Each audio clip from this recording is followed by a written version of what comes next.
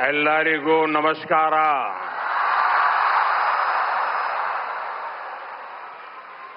जय श्री कृष्ण.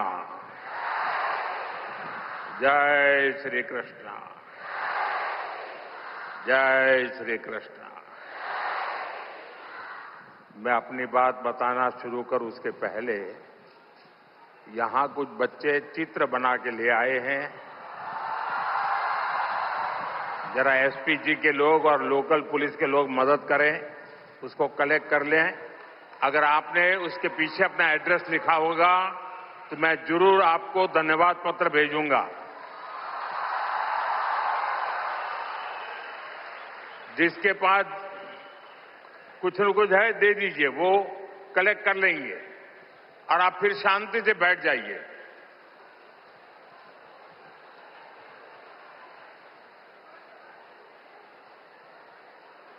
ये बच्चे इतनी मेहनत करते हैं और कभी कभी मैं उनके साथ कभी अन्याय कर देता हूं तो दुख होता है मुझे.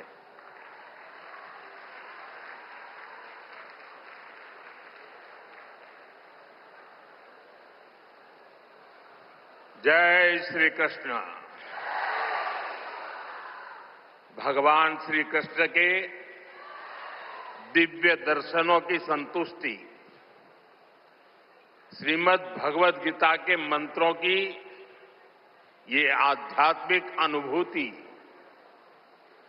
और इतने सारे पूज्य संतों, गुरुओं की ये उपस्थिति मेरे लिए परम सौभाग्य है. मेरे लिए ये असंख्य पुण्यों को प्राप्त करने जैसा है. और जो मुझे सम्मान दिया गया, मेरे लिए जो भाव प्रकट किए गए, शायद मुझे इतने आशीर्वाद मिले कि मेरे लिए जो कहा जाता है मैं उससे योग्य बनूं और ज्यादा काम करूं और मुझसे जो अपेक्षाएं हैं उसे मैं पूर्ण करूं. भाइयों बहनों, अभी 3 दिन पहले ही मैं गीता की गुरु धरती कुरुक्षेत्र में था. अब आज भगवान श्री कृष्ण के आशीर्वाद और जगत गुरु श्री मध्वाचार्य जी के यश की इस भूमि पर आना मेरे लिए परम संतोष का अवसर है. आज के इस अवसर पर जब 1 लाख लोगों ने एक साथ भगवद गीता के श्लोक पढ़े तो पूरे विश्व के लोगों ने भारत की सहस्त्र वर्षों की दिव्यता का साक्षात दर्शन भी किया है.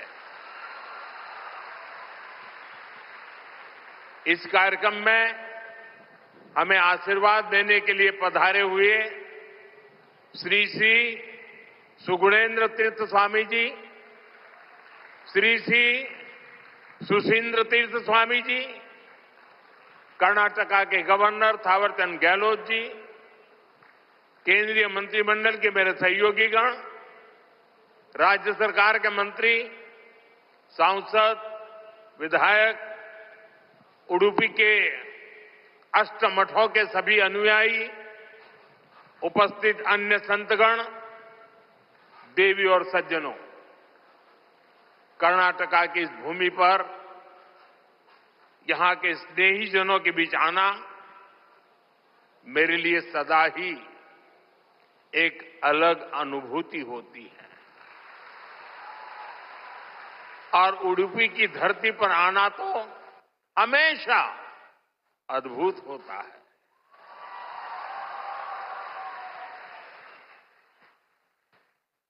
मेरा जन्म गुजरात में हुआ और गुजरात और उडुपी के बीच एक गहरा और विशेष संबंध रहा है। मान्यता है कि यहां स्थापित भगवान श्री कृष्ण के विग्रह की पूजा पहले द्वारका में माता रुक्मिणी करती थी। बाद में जगत गुरु श्री मध्वाचार्य जी ने इस प्रतिमा को यहां प्रस्थापित किया। और आप तो जानते हैं, अभी पिछले ही वर्ष मैं समुद्र के भीतर श्री द्वारका जी का दर्शन करने गया था। वहां से भी आशीर्वाद ले आया। आप खुद समझ सकते हैं कि मुझे इस प्रतिमा के दर्शन करके क्या अनुभूति हुई होगी। इस दर्शन ने मुझे एक आत्मीय आध्यात्मिक आनंद दिया है। साथियों, उडुपी आना मेरे लिए एक और वजह से विशेष होता है। उडुपी जनसंघ और भारतीय जनता पार्टी के सुशासन की मॉडल की कर्मभूमि रही है। 1968 में उडुपी के लोगों ने जनसंघ के हमारे वीएस आचार्य जी को यहां की नगरपालिका परिषद में विजयी बनाया था। और इसके साथ ही उडुपी ने एक नए गवर्नेंस मॉडल की नींव भी रखी थी। आज हम स्वच्छता के जिस अभियान को राष्ट्रीय रूप देख रहे हैं, उसे उडुपी ने 5 दशक पहले अपनाया था। जल आपूर्ति और ड्रेनेज सिस्टम का एक नया मॉडल देना हो, उडुपी ने ही 70 के दशक में इन कार्यक्रमों की शुरुआत की थी। आज ये अभियान देश के राष्ट्रीय विकास का राष्ट्रीय प्राथमिकता का हिस्सा बनकर हमारा मार्गदर्शन कर रहा है। साथियों, रामचरितमानस में लिखा है, कलिजुग केवल हरिगुण गाहा, गावत नर पावही भवथाहा। अर्थात कलयुग में केवल भगवत नाम और लीला का कीर्तन ही परम साधन है। उसके गायन कीर्तन से भव सागर से मुक्ति हो जाती है। हमारे समाज में मंत्रों का, गीता के श्लोकों का पाठ तो शताब्दियों से हो रहा है, पर जब 1 लाख कंठ एक स्वर में इन श्लोकों का ऐसा उच्चारण करते हैं, जब इतने सारे लोग गीता जैसे पुण्य ग्रंथ का पाठ करते हैं, जब ऐसे दैवीय शब्द एक स्थान पर एक साथ गूंजते हैं, तो एक ऐसी ऊर्जा निकलती है जो हमारे मन को, हमारे मस्तिष्क को एक नया स्पंदन, एक नई शक्ति देती है।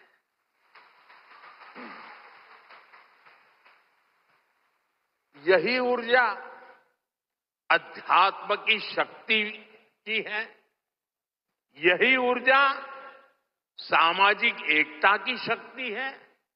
इसलिए आज लक्ष्य कंठ गीता का ये अवसर एक विशाल ऊर्जा पिंड को अनुभव करने का अवसर बन गया है।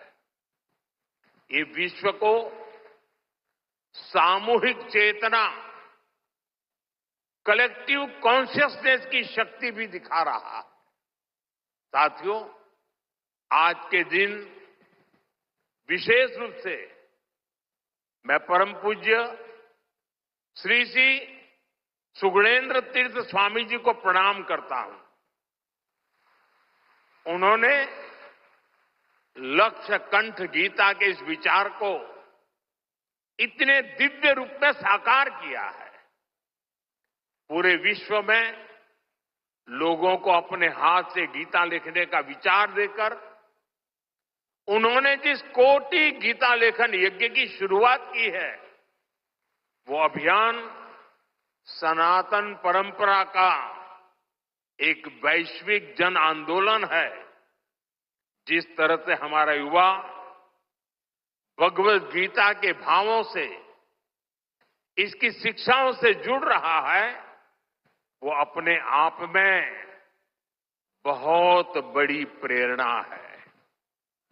सदियों से भारत में वेदों, उपनिषदों और शास्त्रों के ज्ञान को अगली पीढ़ी तक पहुंचाने की परंपरा रही है और ये कार्यक्रम भी इसी परंपरा का भगवत गीता से अगली पीढ़ी को जोड़ने का एक सार्थक प्रयास बन गया है।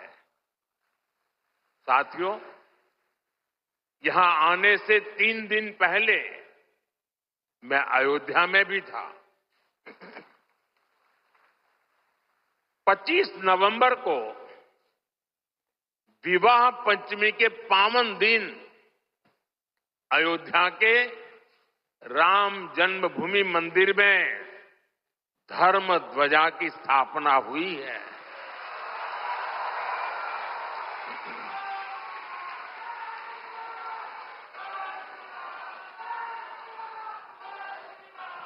अयोध्या से उडुपी तक असंख्य राम भक्त इस दिव्यतम और भव्यतम उत्सव के साक्षी बने हैं।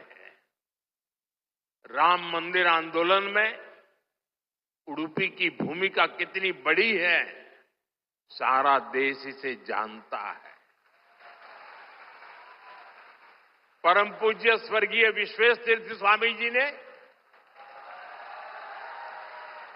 दशकों पहले राम मंदिर के पूरे आंदोलन को जो दिशा दी, ध्वजारोहण समारोह उसी योगदान की सिद्धि का पर्व बना है। उडुपी के लिए राम मंदिर का निर्माण एक और कारण से विशेष है। नए मंदिर में जगत गुरु मध्वाचार्य जी के नाम पर एक विशाल द्वार भी बनाया गया है। भगवान राम के अनन्य भक्त जगत गुरु मध्वाचार्य जी ने लिखा था, रामाय शाश्वत सुविस्तृत षड्गुणाय सर्वेश्वराय बलवीर्य महारणावाय, अर्थात भगवान श्री राम 6 दिव्य गुणों से विभूषित सर्वेश्वर और अपार शक्ति साहस के सागर है। और इसलिए राम मंदिर परिसर का एक द्वार उनके नाम पर होना उडुपी, कर्नाटका और पूरे देश के लोगों के लिए बहुत गौरव की बात है। साथियों, जगत गुरु श्री मध्वाचार्य जी भारत के द्वैत दर्शन के प्रणेता और वेदांत के प्रकाश स्तंभ है। उनके द्वारा बनाई गई उडुपी के अष्टमठों की व्यवस्था संस्थाओं और नव परंपराओं के निर्माण का मूर्त उदाहरण है। यहां भगवान श्री कृष्ण की भक्ति है, वेदांत का ज्ञान है और हजारों लोगों की अन्न सेवा का संकल्प है। एक तरह से ये स्थान ज्ञान, भक्ति और सेवा का संगम तीर्थ है। साथियों, जिस काल में जगतगुरु मध्वाचार्य जी का जन्म हुआ, उस काल में भारत बहुत सी आंतरिक और बाहर की चुनौतियों से जूझ रहा था। उस काल में उन्होंने भक्ति का वो मार्ग दिखाया जिससे समाज का हर वर्ग, हर मान्यता जुड़ सकते थे। और इसी मार्गदर्शन के कारण आज कई शताब्दियों के बाद भी उनके द्वारा स्थापित मठ प्रतिदिन लाखों लोगों की सेवा का कार्य कर रहे हैं। उनकी प्रेरणा के कारण द्वैत परंपरा में ऐसी कई विभूतियां जन्मी हैं जिन्होंने सदा धर्म, सेवा और समाज निर्माण का काम आगे बढ़ाया। और जन सेवा की ये शाश्वत परंपरा ही उडुपी की सबसे बड़ी धरोहर है। साथियों, जगतगुरु मध्वाचार्य की परंपरा ने ही हरिदास परंपरा को ऊर्जा दी। पुरंदरदास, कनकदास जैसे महापुरुषों ने भक्ति को सरल, सरस और सुगम कन्नड़ा भाषा में जन जन तक पहुंचाया। उनकी ये रचनाएं हर मन तक, गरीब से गरीब वर्ग तक पहुंची और उन्हें धर्म से, सनातन विचारों से जोड़ा। ये रचनाएं आज की पीढ़ी में भी वैसी की वैसी ही है। आज भी हमारे नौजवान सोशल मीडिया की रील्स में श्री पुरंदरदास द्वारा रचित चंद्रचूड़ शिव शंकर पार्वती सुनकर एक अलग भाव में पहुंच जाते हैं। आज भी जब उडुपी में मेरे जैसा कोई भक्त एक छोटी सी खिड़की से भगवान श्री कृष्ण का दर्शन करता है तो उसे कनकदास जी की भक्ति से जुड़ने का अवसर मिलता है।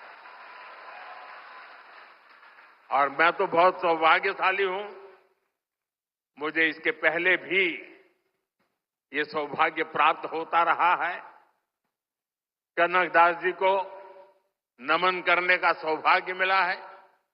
साथियों, भगवान श्री कृष्ण के उपदेश, उनकी शिक्षा हर युग में व्यवहारिक है। गीता के शब्द सिर्फ व्यक्ति नहीं, राष्ट्र की नीति को भी दिशा देते हैं। भगवत गीता में श्री कृष्ण ने सर्वभूत हिते रताः ये बात कही है। गीता में ही कहा गया है, लोक संग्रहम एवापि संपश्यन कर्तुम अहर्षि। इन दोनों ही श्लोकों का अर्थ यही है कि हम लोक कल्याण के लिए काम करें। अपने पूरे जीवन में जगतगुरु मध्वाचार्य जी ने इन्हीं भावों को लेकर भारत की एकता को सशक्त किया। साथियों, आज सबका साथ, सबका विकास, सर्वजन हिताय, सर्वजन सुखाय, ये हमारी नीतियों के पीछे भी भगवान श्री कृष्ण के इन्हीं श्लोकों की प्रेरणा है। भगवान श्री कृष्ण हमें गरीबों की सहायता का मंत्र देते हैं और इसी मंत्र की प्रेरणा आयुष्मान भारत और पीएम आवास जैसी स्कीम का आधार बन जाती है। भगवान श्री कृष्ण हमें नारी सुरक्षा, नारी सशक्तिकरण का ज्ञान सिखाते हैं और उसी ज्ञान की प्रेरणा से देश नारी शक्ति बंधन अधिनियम का ऐतिहासिक निर्णय करता है। श्री कृष्ण हमें सबके कल्याण की बात सिखाते हैं और यही बात वैक्सीन मैत्री, सोलर अलायंस और वसुधैव कुटुंबकम की हमारी नीतियों का आधार बनती हैं। साथियों, श्री कृष्ण ने गीता का संदेश युद्ध की भूमि पर दिया था और भगवत गीता हमें ये सिखाती है कि शांति और सत्य की स्थापना के लिए अत्याचारियों का अंत भी आवश्यक है।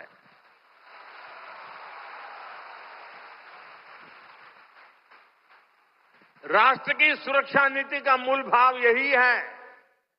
हम वसुधैव कुटुंबकम भी कहते हैं और हम धर्मो रक्षति रक्षितः का मंत्र भी दोहराते हैं। हम लाल किले से श्री कृष्ण की करुणा का संदेश भी देते हैं और उसी प्राचीर से मिशन सुदर्शन चक्र की उद्घोषणा भी करते हैं।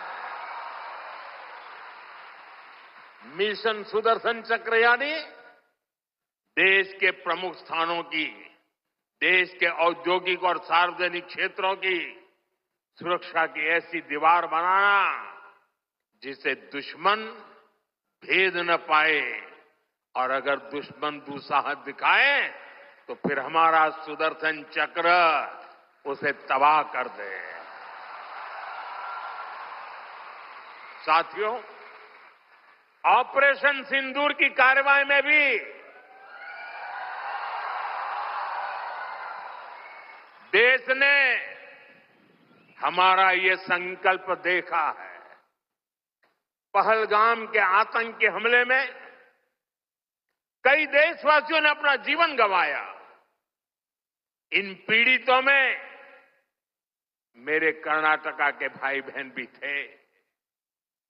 लेकिन पहले जब ऐसे आतंकी हमले होते थे तो सरकारें हाथ पर हाथ रखकर बैठ जाती थी। लेकिन ये नया भारत है, ये न किसी के आगे झुकता है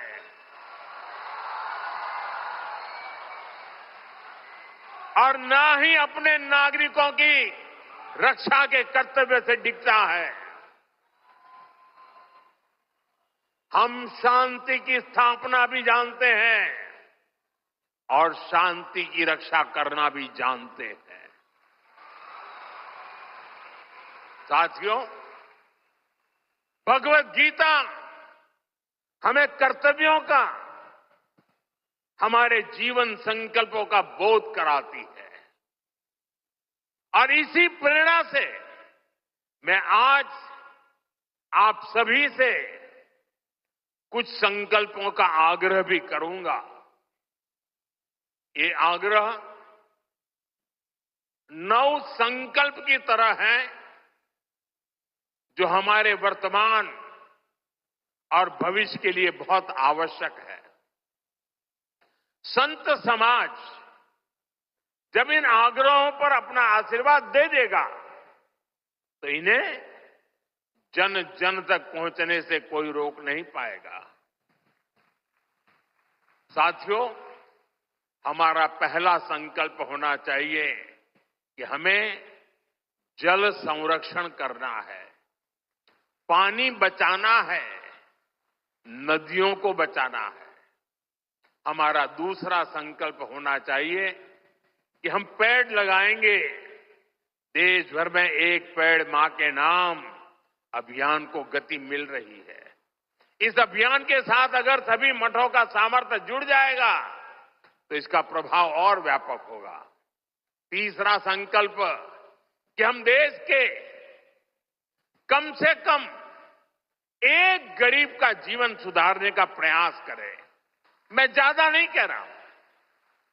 चौथा संकल्प स्वदेशी का विचार होना चाहिए।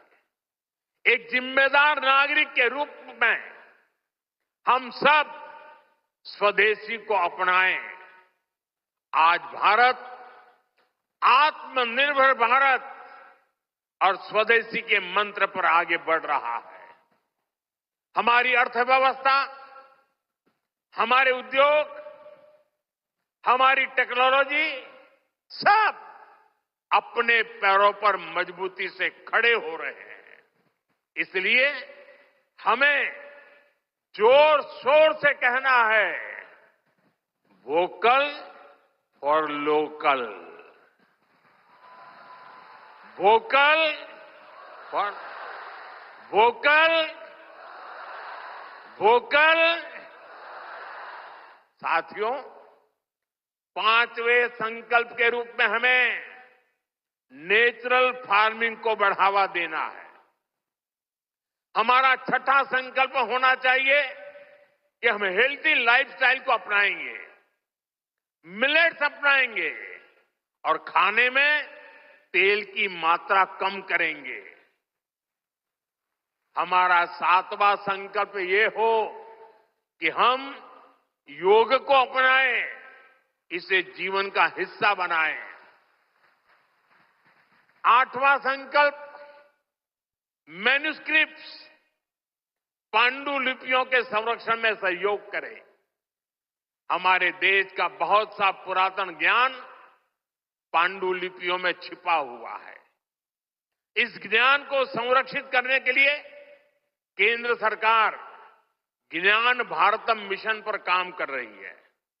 आपका सहयोग इस अमूल्य धरोहर को बचाने में मदद करेगा। साथियों, आप नौवां संकल्प लें कि हम कम से कम देश के 25 ऐसे स्थानों का दर्शन करेंगे जो हमारी विरासत से जुड़े हैं।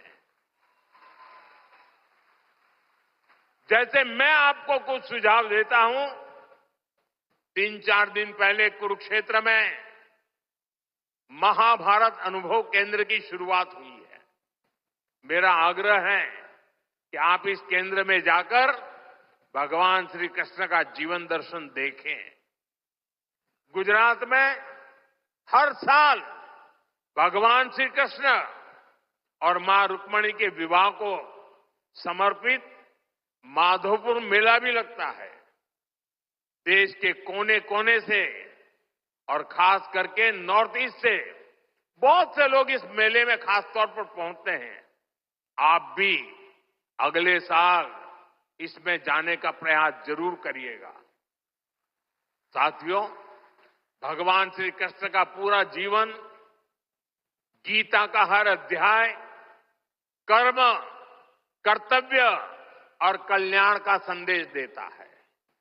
हम भारतीयों के लिए 2047 का काल सिर्फ अमृत काल ही नहीं, विकसित भारत के निर्माण का एक कर्तव्य काल भी है।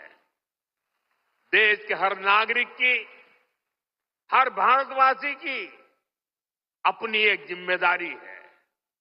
हर व्यक्ति का, हर संस्थान का अपना एक कर्तव्य है और इन कर्तव्यों की पूर्णता में कर्नाटका के परिश्रमी लोगों की भूमिका बहुत बड़ी है। हमारा हर प्रयास देश के लिए होना चाहिए। कर्तव्य की इसी भावना पर चलते हुए विकसित कर्नाटका, विकसित भारत का स्वप्न भी साकार होगा। इसी कामना के साथ उडुपी की धरती से निकली ऊर्जा विकसित भारत के इस संकल्प में हमारा मार्गदर्शन करती रहे। एक बार फिर इस पवित्र आयोजन से जुड़े हर सहभागी को मेरी ढेर सारी शुभकामनाएं और सबको जय श्री कृष्ण, जय श्री कृष्ण, जय श्री कृष्ण।